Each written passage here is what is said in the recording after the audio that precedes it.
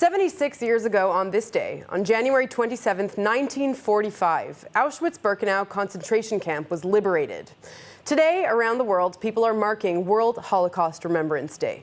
Because of the pandemic, commemorations are largely being observed online, a new era in the Jewish people's mission to keep the memory of the Holocaust alive.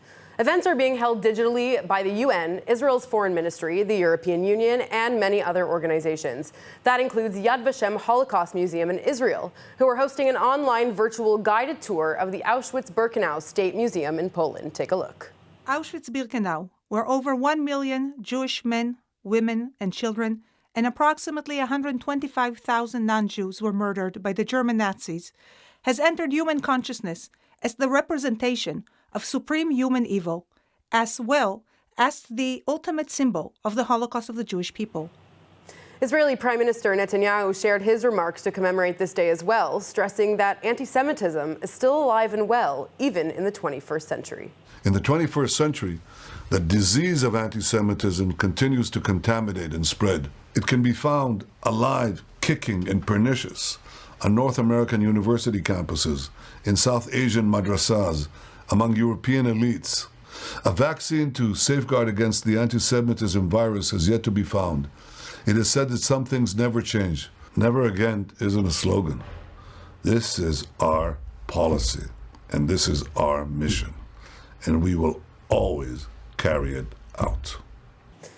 Okay, let's see how the pandemic is shaping the way we remember the Holocaust. We're now joined by Simmy Allen, head of the International Media Division at Yad Vashem's Communication Department. Thank you so much, Simmy, for joining us today. Thank you for having me. So let's start off by talking about some of the activities you've organized together with the museum in honor of International Holocaust Remembrance Day.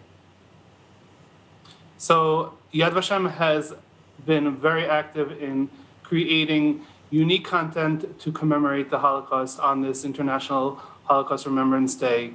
It is an opportunity for us to reach out to the public all over the world and to bring them the content, the relevance, and the importance of Holocaust commemoration and memory.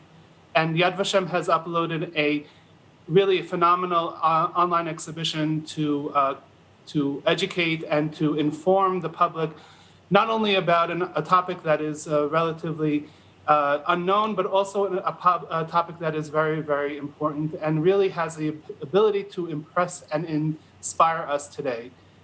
The online exhibition entitled My Lost Childhood is a story of what it was like for children who survived the Holocaust, many of them orphaned at a very, very young age, with no one left in the world, and they had to survive. They had to not only survive the Holocaust, but now they had to survive their liberation. And they needed a lot of attention and a lot of care. And so after the Holocaust, the international community, especially the American Jewish community, I have to say, really spurred this movement to establish homes, children's homes throughout Europe, across Europe, in Poland, in Germany, in Holland, in France, and all over these children would go to rehabilitate, to get the needed care and the very, very much needed attention in order to re-enter society. They really, truly were re-entering society through these children's homes. And that is what we have uploaded, the stories of 7 children's homes throughout Europe. And the stories are truly an inspiration to us all today, especially today. Wow.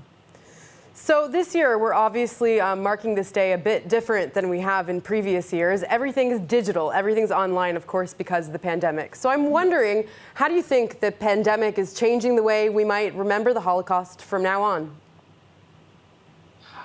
Well, I think that the world will be different after Corona. I think that we have seen and we will continue to see the changes.